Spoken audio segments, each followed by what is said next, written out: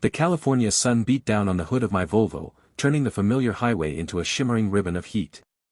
I tapped the steering wheel, a rare Saturday free from meetings and deadlines stretching ahead like an open road. David had suggested a barbecue, a casual afternoon of grilling and catching up, and I'd readily accepted. It felt good to unwind, to anticipate easy conversation and cold beer. As I neared his neighborhood, a sense of contentment settled over me. I made the turn onto Elm Street, then I saw a flash of red, impossibly vibrant against the muted tones of the suburban landscape. A red convertible, sleek and low to the ground. Maya's red convertible. My heart stuttered, a sudden, sharp pang in my chest. It couldn't be. David lived on the other side of the street, 3 houses down. What would Maya be doing here? Before we continue, please subscribe to the channel and let us know in the comments section where you are listening from. My name is Alex Rivera. I'm 55 years old. David and I had been friends for close to 20 years. We'd navigated career changes, celebrated milestones, and offered each other a steady hand during rough patches. He was the kind of friend you took for granted in the best way possible, a reliable presence, a familiar voice. The tree-lined streets offered a welcome respite from the glare of the highway. I slowed the car, my eyes glued to the vehicle parked halfway down the block, its top down, the sun glinting off its polished curves. There was no mistaking that shade of crimson, that distinctive spoiler. Maya had always been drawn to things that stood out, that demanded attention. I steered the Volvo into a parking spot across the street, a knot forming in my stomach. My mind raced, trying to construct a plausible explanation.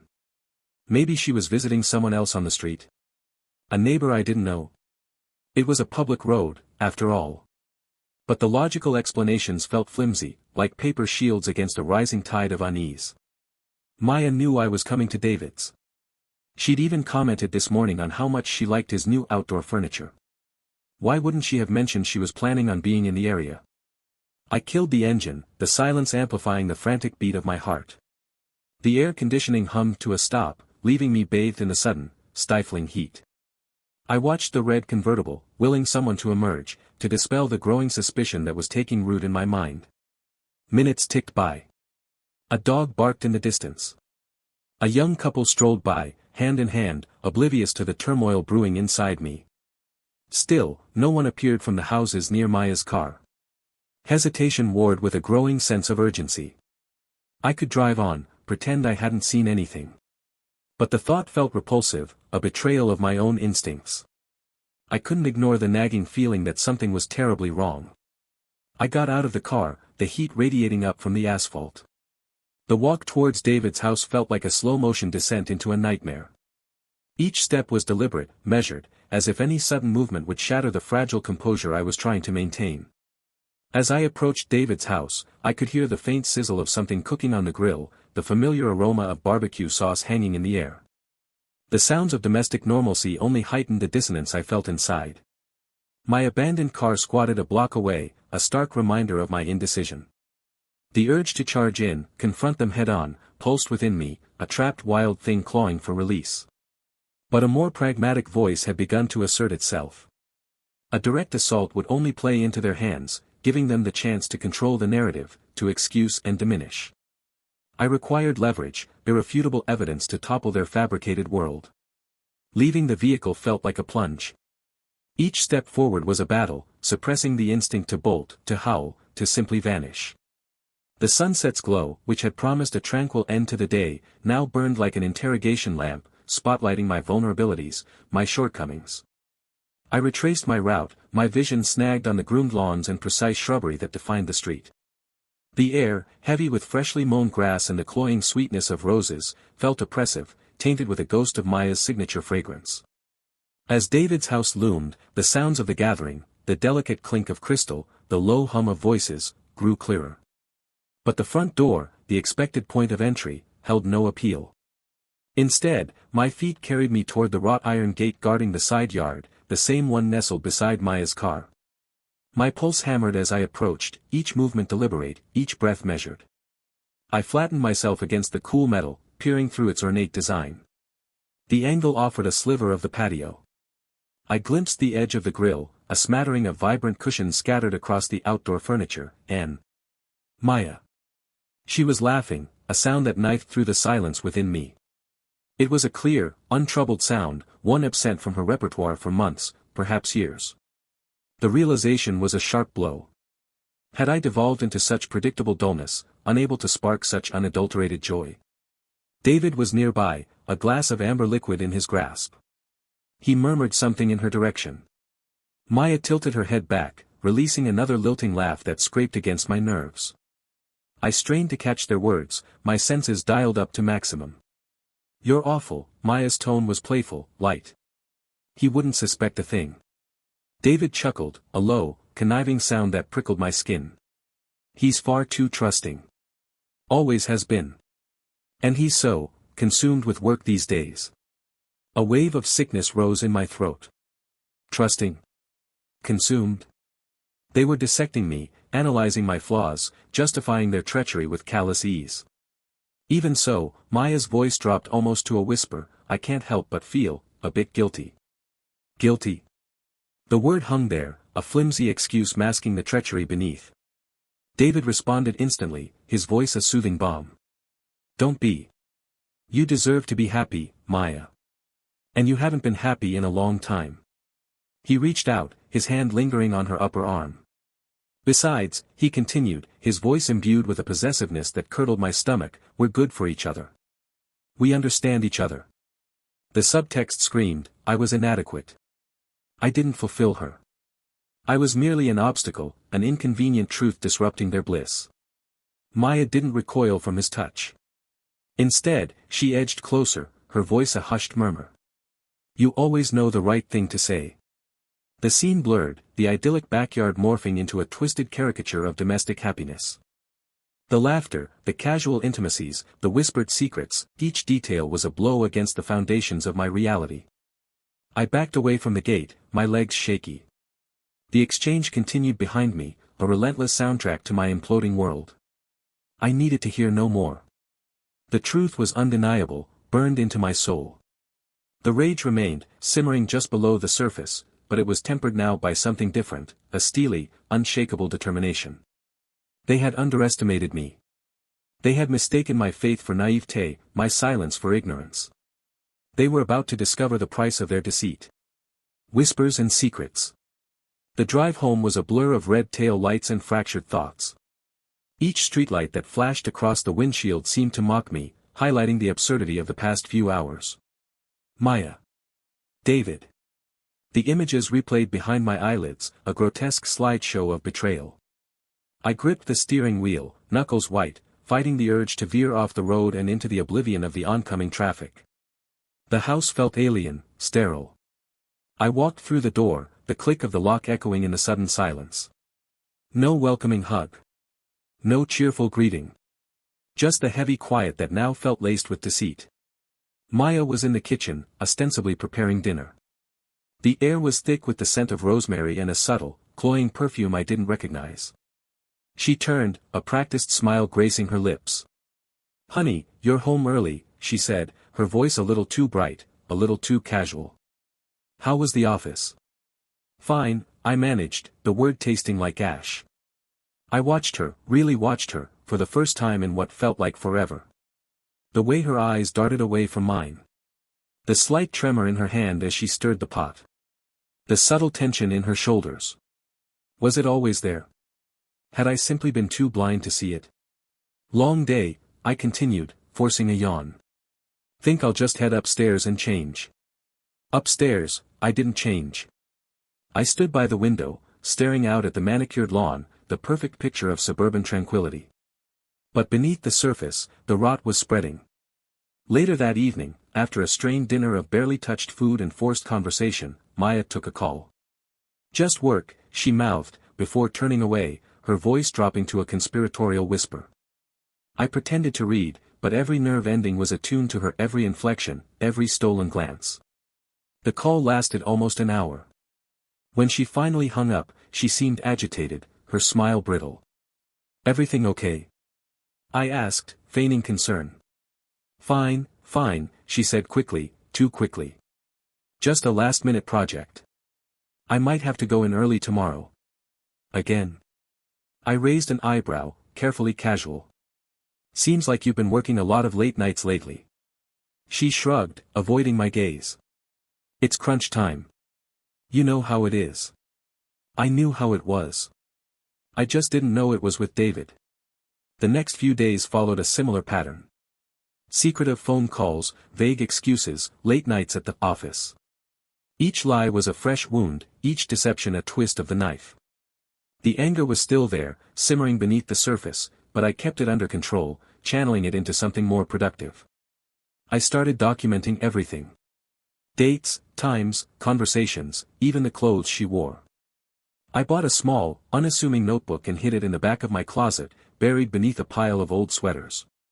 It became my confidant, a silent witness to her betrayal.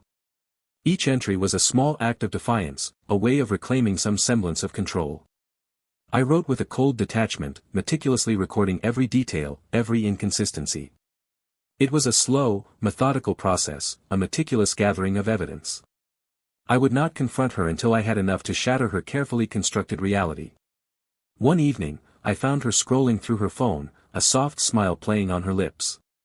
I couldn't see what she was looking at, but I knew, with a chilling certainty, that it was him. I walked past her, feigning disinterest, but my heart was pounding in my chest. Later, after she had gone to bed, I quietly retrieved her phone. I knew the passcode, her birthday.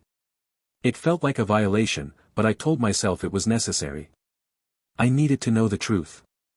I scrolled through her messages, my fingers trembling. Nothing. The text messages were meticulously clean. I checked her call history, her email. Nothing. She was careful. Too careful. Then I remembered the apps. I scrolled through the home screen, searching for anything suspicious. And then I saw it.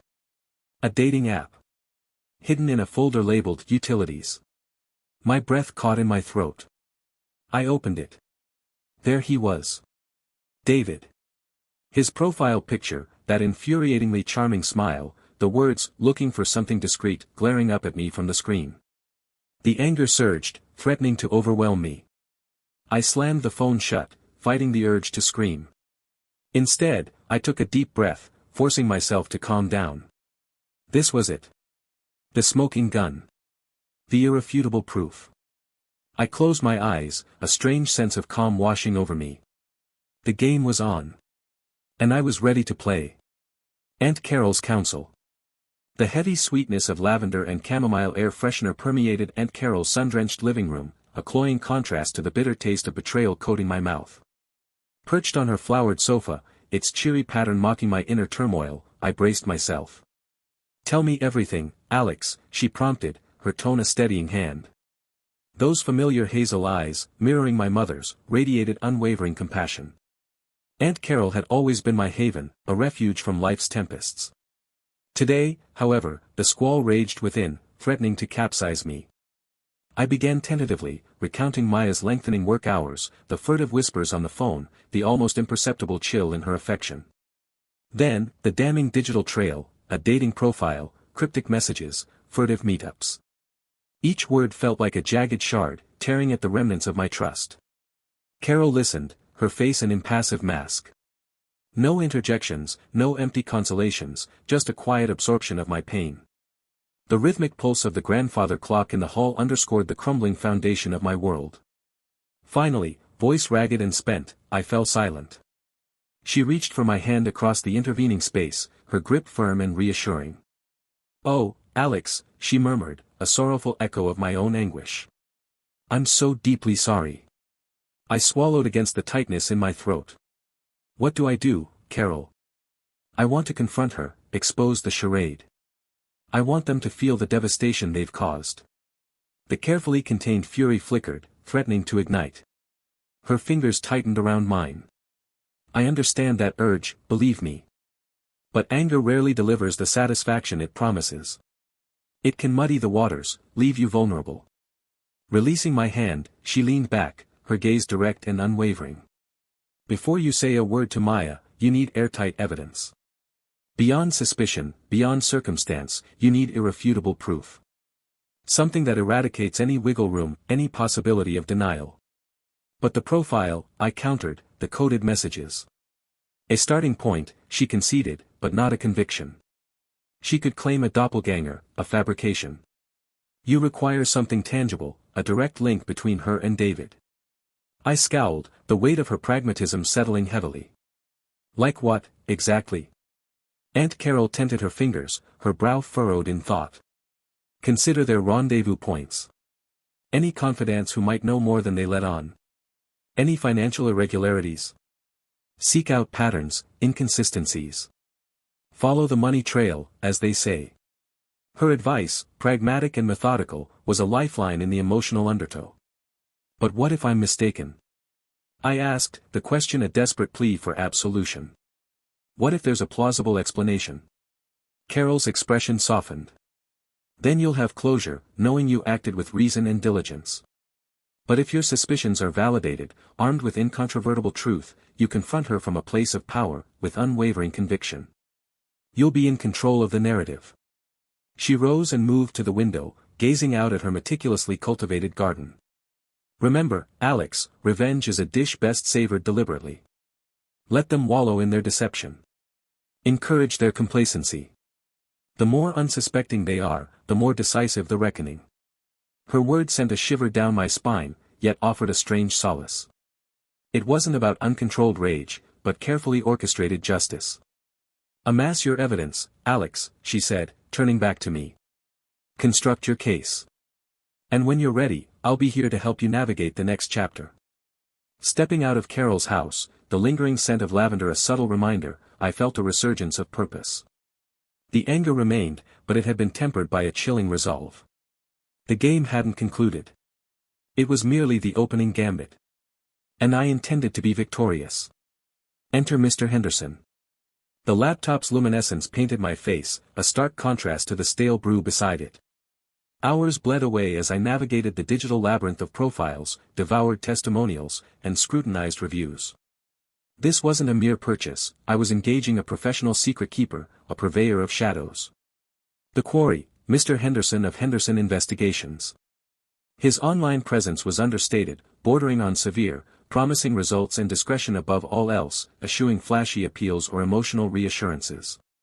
A background steeped in law enforcement, a decade with City PD, followed by 15 years nurturing his firm, spoke volumes. No tawdry scandals adorned his reputation, merely a consistent undercurrent of successfully closed cases. Precisely what I craved.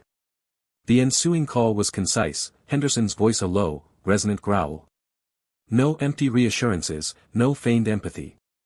Simply, how can I assist you, Mr. Rivera? I laid out the skeletal framework of my suspicions, the persistent disquiet coiling within me.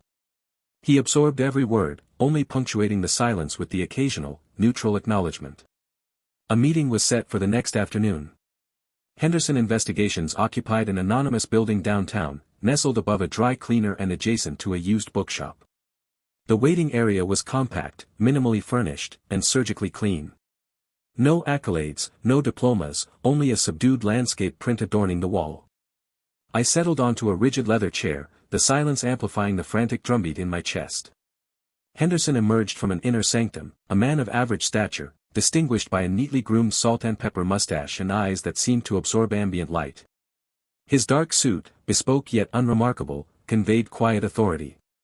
His handshake was firm, abrupt, and impersonal. Mr. Rivera. Thank you for your time. His inner office mirrored the waiting room's austerity. Desk, chairs, filing cabinet. Upon the desk, a solitary, pristine file.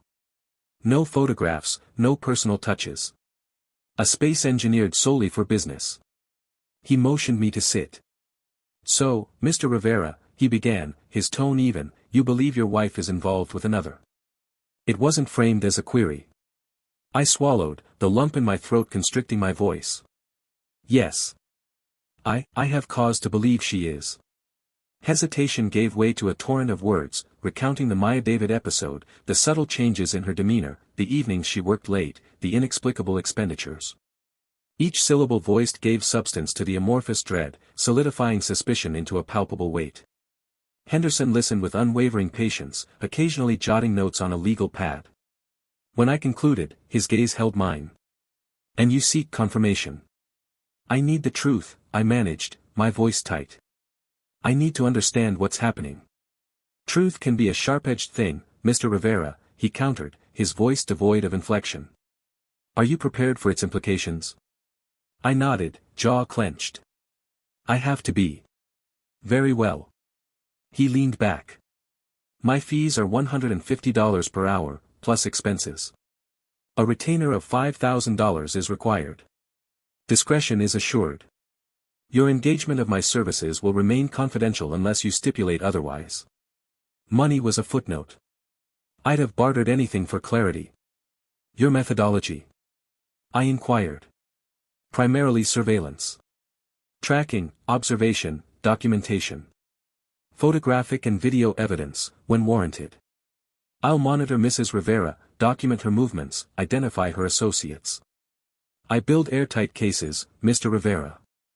Solid, beyond reproach. He paused, his gaze locking onto mine. I offer no guarantees on findings. I cannot promise you'll unearth what you hope to. However, I pledge to uncover the truth, irrespective of its form. His words offered scant solace, but they rang true. When can you commence? I asked. Immediately.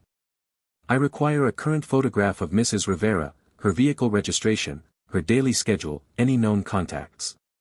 The more information provided, the swifter the progress. I retrieved a manila envelope from my briefcase, its contents meticulously assembled, snapshots, a printout of Maya's calendar, a catalog of her frequented locales. I had already initiated my own reconnaissance, preparing the groundwork for Henderson to build upon. He accepted the envelope, our fingers brushing briefly. A fleeting connection, yet I experienced a nascent sense of relief, as if a burden was transferring from my shoulders to his. I was no longer solitary in this endeavor. I'll be in touch, Mr. Rivera, he stated, all business. Expect an initial update within the week. I rose and shook his hand once more, the same unyielding, fleeting pressure. As I exited his office, a fragile ember ignited within me, hope. Or perhaps merely the anticipation of finally grasping reality, however excruciating it might prove. Evidence unveiled. The manila envelope possessed a gravity disproportionate to its size, a weighty symbol of shattered illusions. Henderson placed it on the mahogany, the muffled impact the loudest sound in the hushed study. Rain hammered the glass, echoing the turmoil flaring within. Everything you asked for, Rivera. Dates, times, locations. Documented meticulously. Henderson's tone was as unremarkable as his gray suit, a faceless functionary, perfectly suited for this grim task. I managed a nod, throat tight. My hand hovered, then grasped the rough paper. The air felt heavy, each inhalation a conscious act. Didn't I already know? The nagging doubts, Maya's subtle distance, the suspiciously frequent conferences, all foreshadowed this moment. But tangible proof, cradled in my hands, was an altogether sharper pain. Inside, arranged with cruel precision, were photographs. Maya, her smile unrestrained, her hand clasped in David's. A downtown bistro, a secluded park bench, the entrance to an obscure hotel I'd never known existed. The images charted a clandestine narrative, a secret romance veiled beneath friendship and trust. Each snapshot stung, a violation. I flipped through them, nausea rising. A series depicted David's house. Maya's vehicle, undeniably hers, parked a block away, carefully concealed. Then, a shot of her entering his gate, a small, secretive smile gracing her lips. That single frame branded itself into my memory. The day I visited David. The day suspicion took root. The day my reality began to fracture. Audio files as well, Henderson's voice broke the silence. He indicated a small digital recorder, its screen dark. Conversations, calls. Key sections transcribed. The transcripts were a fresh torment. Stark, clinical words that sketched a vivid portrait of deceit. Plans for trysts, murmured affections, cutting remarks leveled against me, my perceived naivete, my dull existence, my predictable nature. I devoured them with a strange detachment, witnessing the downfall of a stranger. One recording was especially vicious. A call between Maya and David, just last week.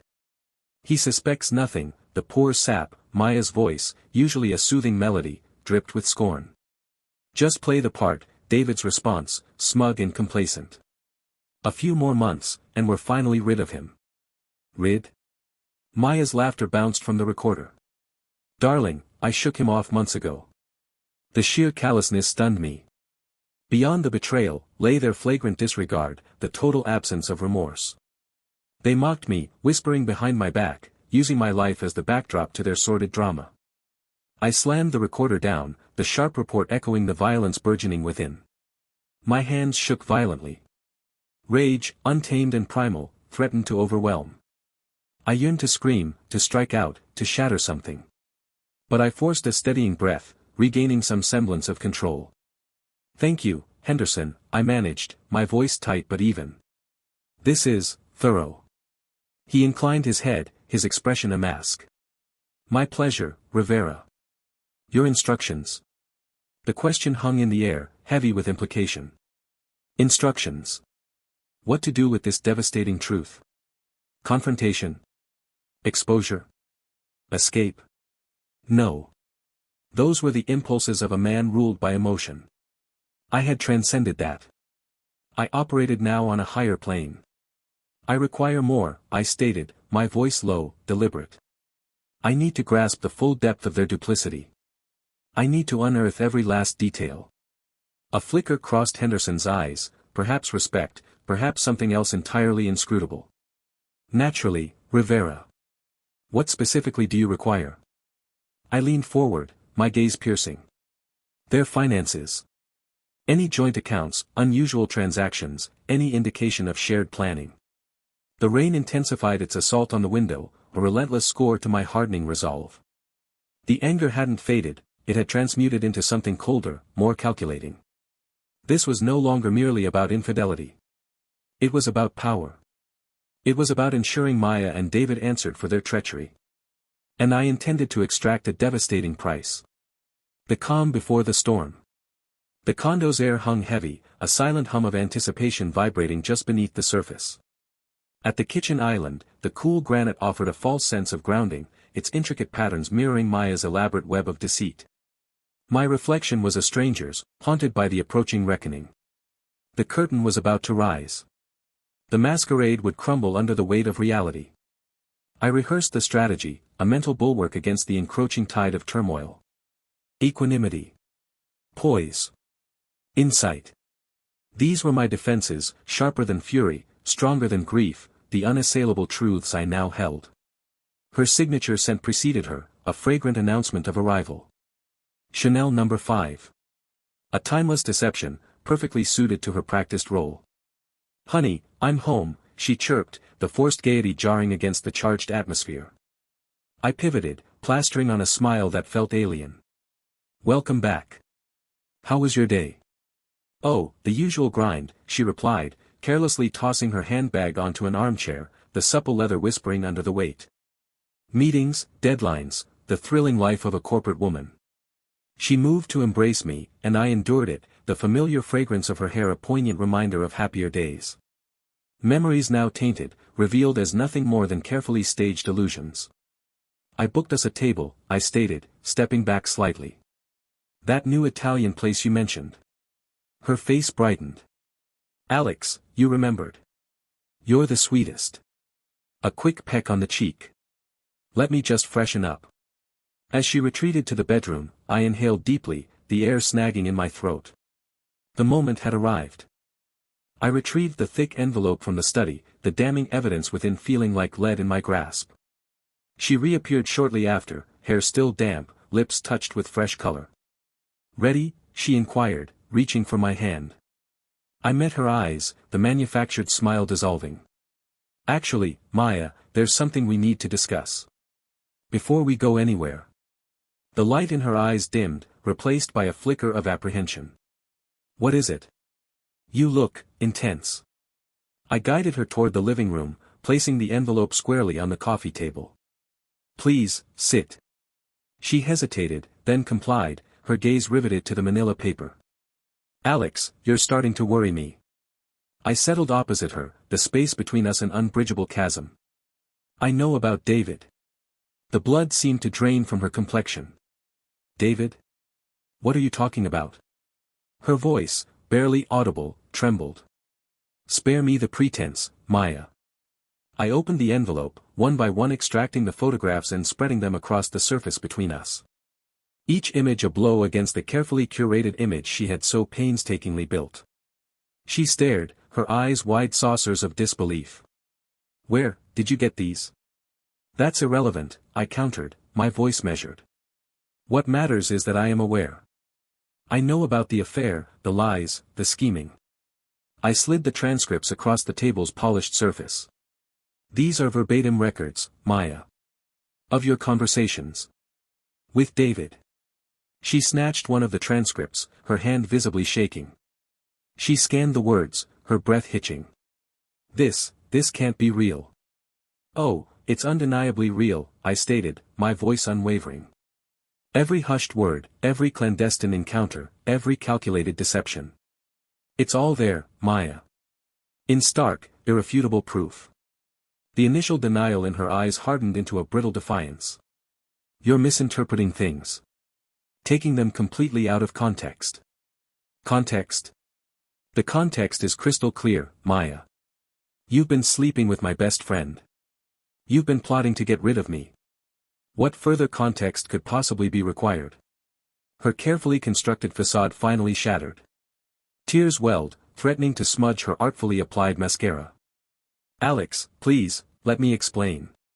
"Explain what, Maya?" "Explain how you could so thoroughly betray me.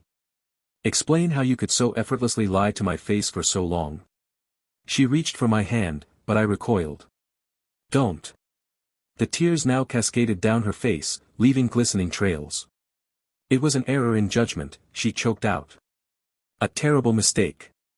It was never meant to happen. An error that spanned months. An error that necessitated elaborate lies and covert meetings. An error that included plans to leave me financially ruined." My voice remained calm, a steady, unyielding force. She crumpled, burying her face in her hands, her frame convulsing with sobs. "I'm so sorry, Alex. So deeply sorry." The apology rang hollow, devoid of meaning. The composure I had fought so hard to maintain threatened to disintegrate, a wave of bitterness surging to the surface. But I held it at bay, forcing myself to remain in control. This was only the initial volley. The maelstrom was gathering, and Maya and David would both be swept away in its destructive vortex. A false forgiveness. The room's silence was a suffocating blanket, the air conditioner's hum a maddening pulse that amplified the strain. Panic contorted Maya's tear-stained face, a shocking contrast to her usual polished presentation. Her stammered apology, a fractured collection of regrets and half-truths, drifted, fragile and hollow. I observed her, my features a carefully constructed blank, a skill honed during weeks of quiet investigation. "I understand," I stated at last, my tone level, almost kind. The words scraped my throat. "I can see how, adrift you must have felt." A fragile flicker of hope ignited in Maya's reddened eyes. "Alex, truly." A faint, weary smile stretched my lips. "It doesn't excuse it, Maya. Not by a mile. But, marriages weather storms. We've both been preoccupied, absent. Perhaps we've neglected our connection." I paused, letting the word settle, a hawk eyeing its prey. "I'm not handing out forgiveness. Not yet. But I'm willing to consider it." Relief flooded her features, almost visible. She surged forward, grasping for my hands, icy and damp. "Oh, Alex, thank you. Thank you. I swear I'll do anything to mend this." I permitted the contact, enduring it with a stoicism that surprised even me. "I think we need guidance," I expressed, choosing each word with precision. "Professional help. Therapy. We need someone to navigate this wreckage, to understand where we faltered and how to rebuild." The suggestion only deepened her renewed optimism. "Yes," she agreed eagerly, "yes, that's perfect. I'll call tomorrow. A skilled therapist. Someone who specializes in marital crises." The word hung between us, a raw symbol of the chasm that had opened. "Actually, I have someone in mind," I countered smoothly. A colleague had great success with a therapist she and her husband consulted. I had found a therapist through careful online research, meticulously checking credentials and approach. She seemed perceptive and discreet. Both crucial. A shadow of suspicion briefly clouded Maya's face. Oh. Who? Dr. Evans. I'll give you the details later. I gave her hands a gentle squeeze. Let's just get through tonight. Let's have dinner. We can talk. Really talk. I watched her intently as she concurred, maintaining eye contact with effort, projecting an image of a wounded man seeking solace. The truth curdled in my stomach, a constant reminder of the betrayal that had shattered my peace. But this deception, this carefully crafted performance, was essential. It was the only avenue to lull her, and David, into a false sense of security, buying me the time and space needed to finalize my schemes. Later, across the dinner table, the remains of a bland meal separating us, I felt Maya's gaze on me, assessing, searching for cracks. She sought to understand my true feelings, to measure the damage. I held my expression tight, revealing only what I wanted her to perceive, a man struggling to reconcile love with the unbearable weight of infidelity. "Are you, all right?" she inquired, her voice fragile. I sighed, raking fingers through my hair. "It will take time, Maya. Considerable time. But I'm committed to working through this. If you are." "I am," she affirmed, her voice thick. "I genuinely am." I nodded slowly, listlessly pushing food around my plate. "Good. Then let's start with transparency. No more secrets, Maya. No more lies." Her gaze flickered away for a heartbeat, a clear sign of unease. "Of course," she responded quickly. "No more lies." I knew she was lying anew. But I wouldn't expose it. Not yet. The moment for confrontation would arrive. But first, I needed to guarantee the stage was perfectly arranged, the trap flawlessly set. The charade continued as we went through the motions of a typical evening, watching television, exchanging trivial words, even sharing a bed, though I kept a deliberate distance. All the while, I was profoundly aware of the layers of deception encasing our relationship, the invisible barriers that had risen between us. As I lay in bed that night, listening to Maya's shallow breathing, a cold, steely resolve solidified within me. Forgiveness was a luxury I couldn't indulge. Not yet. Retribution, not reconciliation, was my objective. Therapy games. The therapist, a woman named Dr. Albright with eyes that missed nothing, adjusted her glasses. "So, Alex, you mentioned wanting to work on rebuilding trust. Can you elaborate on what that looks like for you?" I took a slow, deliberate breath. The air in the room felt thick, charged with unspoken anxieties. Maya fidgeted beside me, her leg bouncing nervously. David, across from us, maintained his usual veneer of calm, but I saw the subtle tightening around his eyes. "Trust," I began, my voice carefully neutral, "starts with honesty. Complete honesty. We need to be able to share our experiences openly and without reservation." I glanced at Maya, a ghost of a smile playing on my lips. "Isn't that right, darling?" Maya managed a weak smile in return. "Of course, Alex. Honesty is paramount." "Good," I said, turning to Dr. Albright. "Because, as I understand it, both Maya and David have been incredibly forthcoming with their feelings and experiences surrounding recent events." Dr. Albright nodded, her gaze shifting between us. "David, perhaps you could share your perspective on the challenges you faced navigating this situation?" David cleared his throat. He launched into a well-rehearsed speech about his deep-seated insecurities, his loneliness, and how Maya had offered him a connection he desperately needed. He spoke of vulnerability, of shared passions, of a friendship that had, unfortunately, crossed boundaries. I listened patiently, dissecting his words, searching for the cracks in his carefully constructed narrative. When he finished, I simply raised an eyebrow. "That's a very eloquent explanation, David," I said smoothly. "However, there are a few details that seem inconsistent." Maya's breath hitched. "Inconsistent?" David repeated, a flicker of annoyance in his eyes.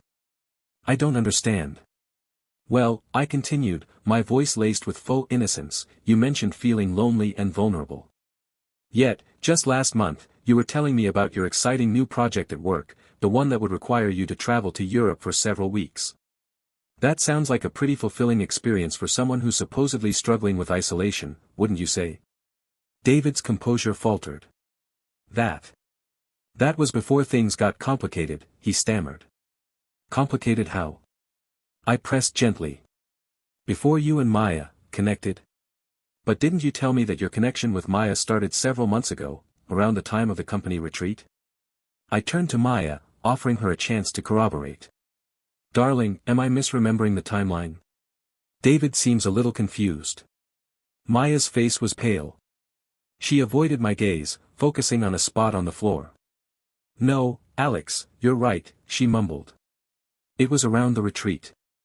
So, I said, turning back to David, my voice dripping with mock sympathy, it seems your timeline is a little off. Unless, of course, you were feeling lonely and vulnerable even while enjoying your exciting new project and developing this deep connection with Maya.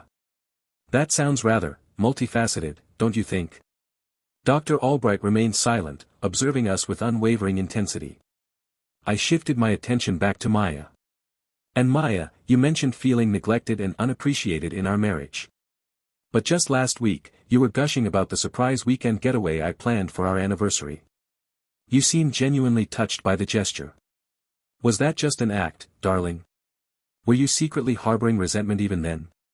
Maya's eyes darted between David and me, panic rising within her.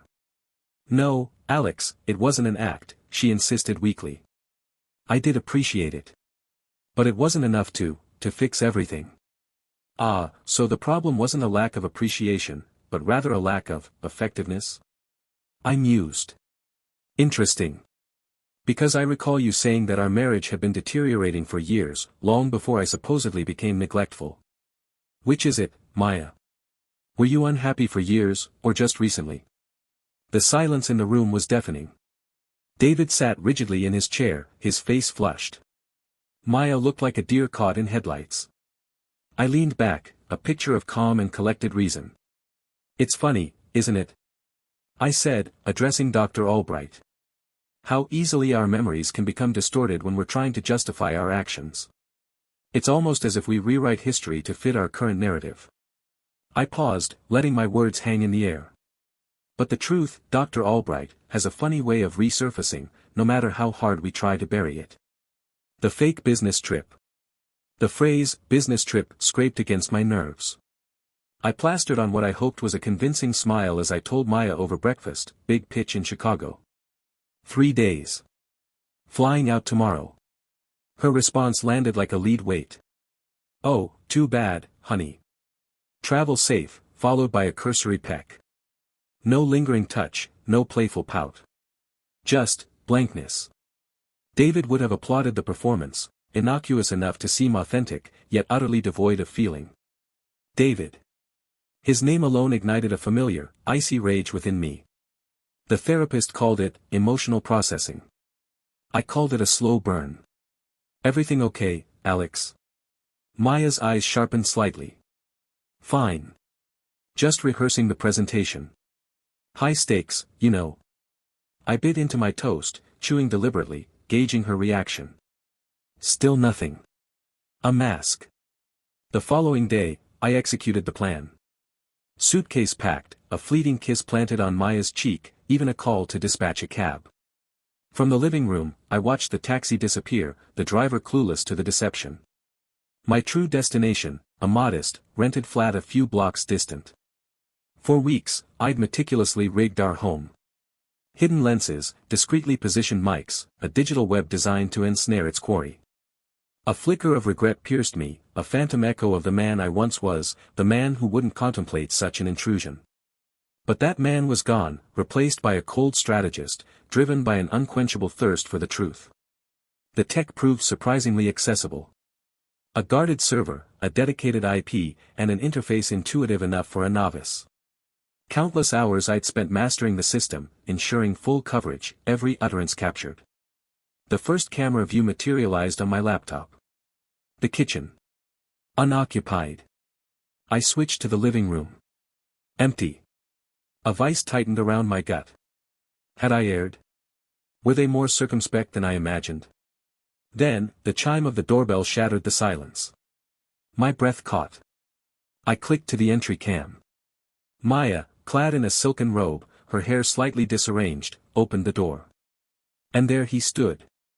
David Sinclair, bearing a bottle of wine and lilies, Maya's favorite blooms. He wore that infuriating smirk that was rapidly becoming my personal torment. A wave of nausea crashed over me. It was unfolding. The confirmation, the final blow to our marriage, played out on my laptop screen. I watched, fists clenched, as they embraced, the lilies mashed between them. The sounds, amplified by the clandestine mics, were excruciating. Their laughter, the crystalline clink of glasses, the murmur of intimate discourse, each syllable of fresh injury. The afternoon stretched on, an eternity of torment. I watched them prepare dinner, their movements synchronized, fluid. They possessed the comfortable ease of two people well versed in this ritual. The effortless way they inhabited my space, the private jokes and references I didn't comprehend, it was a pain beyond words. As night descended, I watched them retreat to the bedroom. I slammed my laptop shut. I couldn't bear witness any longer. The image of their treachery seared itself onto my mind, an indelible stain. I spent the night pacing the confines of the small apartment, the gravity of my discovery weighing me down. The anger smoldered, a subterranean fire, but it was now mingled with a profound sorrow, a deep longing for the life I believed I had. The next morning, I replayed the footage. I needed detachment, objectivity. I needed to gather every fragment, every damning detail. I needed to prepare my case. This transcended mere infidelity. This was about deceit, manipulation, and the calculated demolition of my existence. And I was resolute in bringing it all to light. Hidden eyes. The Chicago trip was a fiction. My luggage contained tools, not textiles from Savile Row. Instead of navigating the concourses of O'Hare, I idled a block from David's suburban showpiece, a monument to success and utter predictability. The house, a testament to David's ego, radiated an aura of curated perfection. My hands, usually unwavering after years of closing multi-million-dollar transactions, trembled slightly as I readied the microcameras. These weren't off-the-shelf gadgets, they were bespoke pieces of surveillance tech, powered by enduring batteries and practically invisible. The acquisition cost a small fortune, a mere fraction of what Maya and David stood to forfeit. Under cover of night, I approached the edifice. The security system was a farce. I'd cracked it weeks before, during one of our convivial dinners, subtly extracting the necessary data. In his hubris, David had practically handed me the blueprint to his undoing.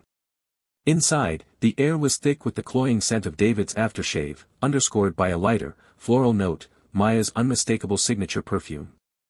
A wave of revulsion churned in my gut, the physical echo of the betrayal consuming me. I worked with swift precision.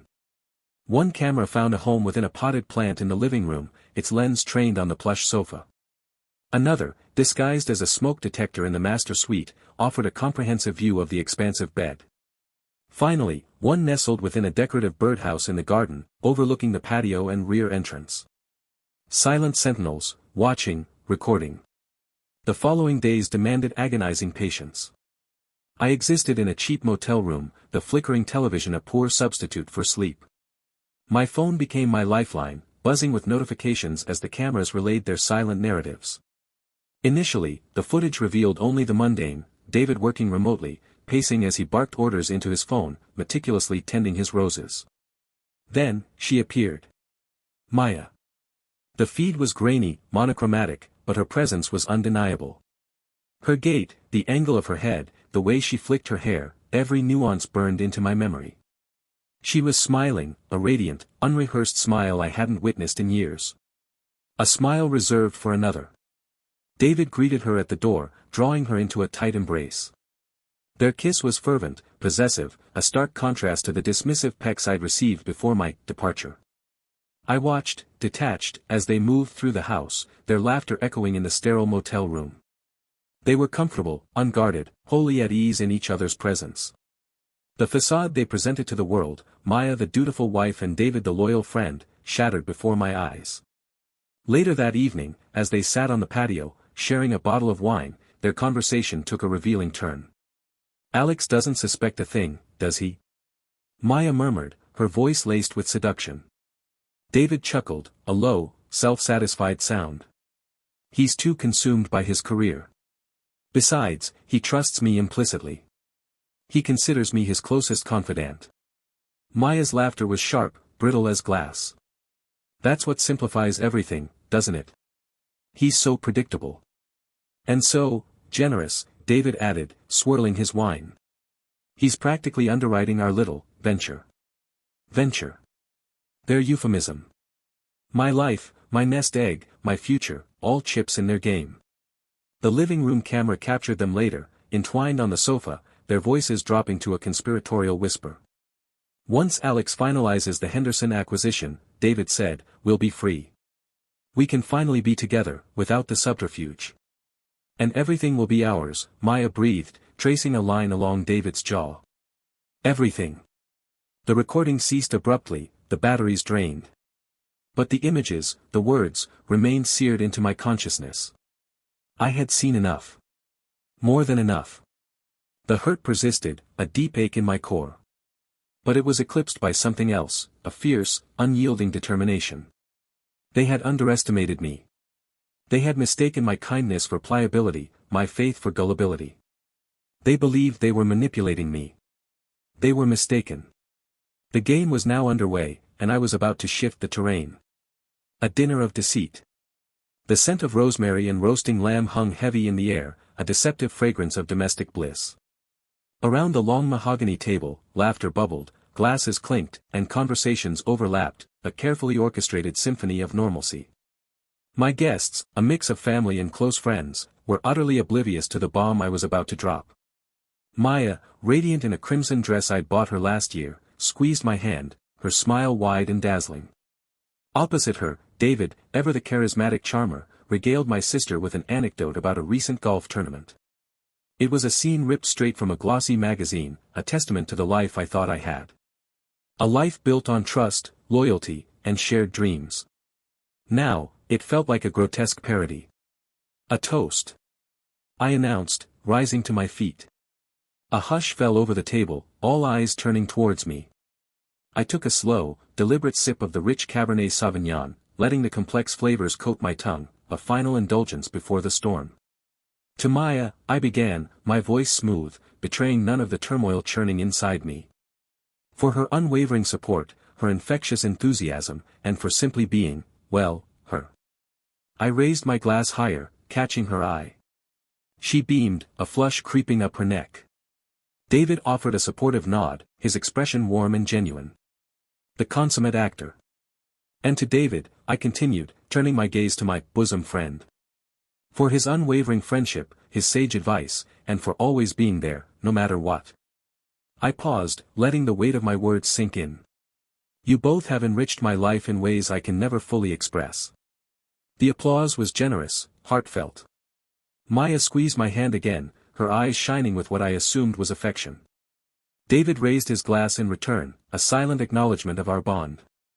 It was almost sickening how easily they played their roles.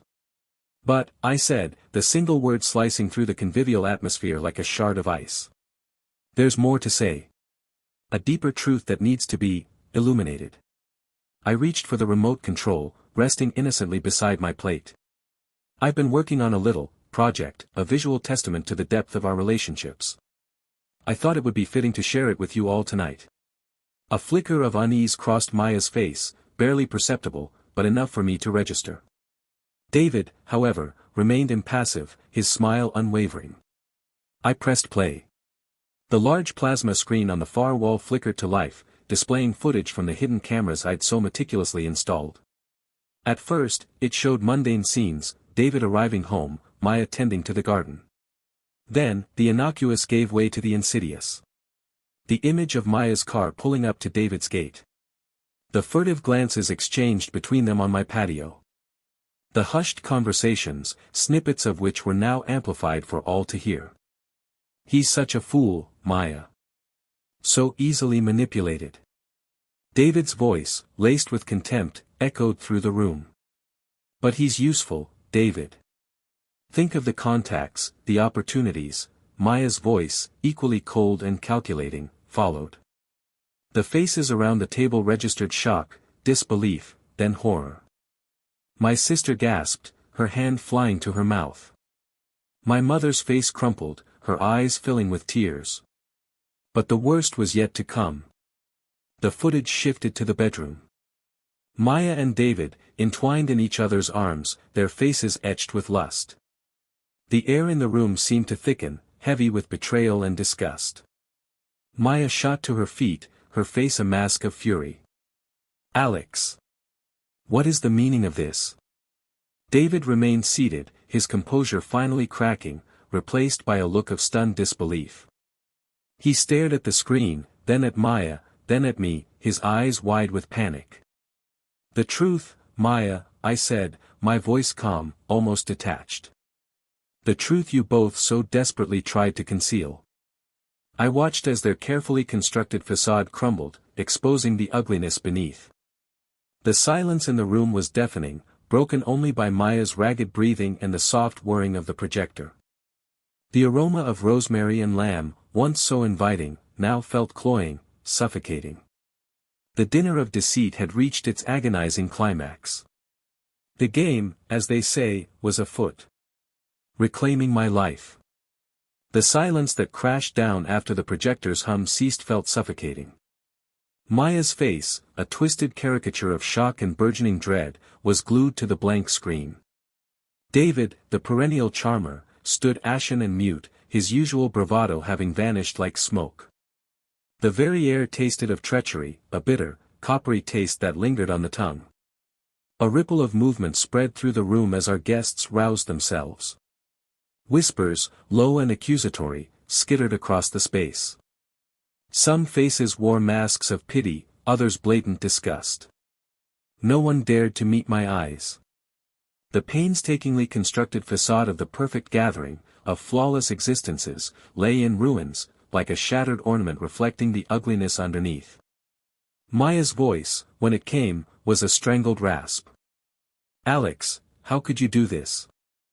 I met her shattered gaze, my face a deliberate blank. How could I? Perhaps the better inquiry, Maya, is how could you? I indicated the screen. The evidence is rather self-explanatory. David finally broke his silence with a pathetic, reedy sound. It's lacking context, Alex. You don't understand."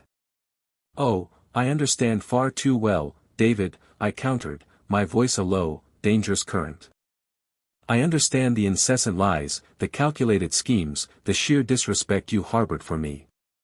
The context, as you call it, is a long-term assault, a betrayal years in the making." He stammered, attempting a rebuttal, but I silenced him with a wave. "Save it. I've no appetite for further fabrications." The guests, their composure returning, offered clumsy excuses, their voices laced with discomfort. I watched them flee, gazes averted, their unease palpable. Good riddance to bad rubbish. Their opinions were irrelevant now, their judgments meaningless. The only validation I required was my own. After the last departing footsteps faded, a weighty stillness settled over the house. Maya and David remained, petrified statues, their faces studies in shame and fear. I turned to Maya, my gaze unwavering. "I want you gone by morning. Everything. My lawyer will be in touch regarding the divorce proceedings." Her eyes widened, and tears tracked down her face. "Alex, please, don't. We can salvage this." "No, Maya," I cut her off, my voice flat and devoid of warmth. "There is no we any longer. You extinguished at the moment you chose to deceive me." I shifted my attention to David, who stood silent, a portrait of despair. "As for you, David, I'd prefer never to lay eyes on you again. Consider our friendship dissolved. Consider yourself excised from my life entirely." He recoiled as if struck. "Alex, I'm genuinely sorry. My judgment failed me." "That's the crux of it, David," I said, my voice dripping with contempt. "You failed to think. You were driven by impulse, by your own insecurities and a bottomless craving for attention. You betrayed your closest confidant and fractured his marriage. That's not something I can excuse." I turned and walked away, leaving them to stew in the wreckage of their deceit. I retreated to my study, poured a generous measure of scotch, and settled into my favorite armchair. The house felt different, lighter, as though a tremendous burden had been lifted. The following morning, I awoke to the muted sounds of Maya packing. I ignored her, allowing her to gather her belongings and depart without a word. Once she was gone, I surveyed the house, assessing the damage. The emotional toll was significant, naturally, but the physical scars were superficial. A few displaced frames, a shattered vase, easily replaced. I dedicated the day to purging, expunging the final vestiges of Maya's presence. Her clothes went into refuse bags, her makeup and perfume banished. I replaced the linens, the towels. I aimed to obliterate every trace, to reclaim my domain, my life. By dusk, the house felt truly mine again. It was tranquil, serene, brimming with a sense of renewal. I ordered dinner in, poured another scotch, and lost myself in a film. A sense of serenity washed over me, surrounded by the comforting familiarity of my home. I had lost a partner, a comrade, and a substantial amount of faith. But I had also gained something invaluable, agency. I had revealed their duplicity, salvaged my dignity, and seized control of my future. The pain lingered, a dull pulse in my chest, but it was overshadowed by a sense of quiet triumph. I had played their sordid game, and I had prevailed. And in the process, I had uncovered a resilience I never suspected I possessed. I raised my glass in a silent salute. To regaining my sovereignty. To moving forward, unburdened. To a future unmarred by betrayal and deceit. The road ahead promised its share of obstacles, but I felt ready.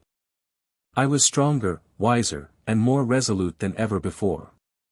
The architect of their undoing, I was now free to chart my own course. Thank you for spending your time with my story. Feel free to share your thoughts or reactions in the comments, I'd love to hear from you.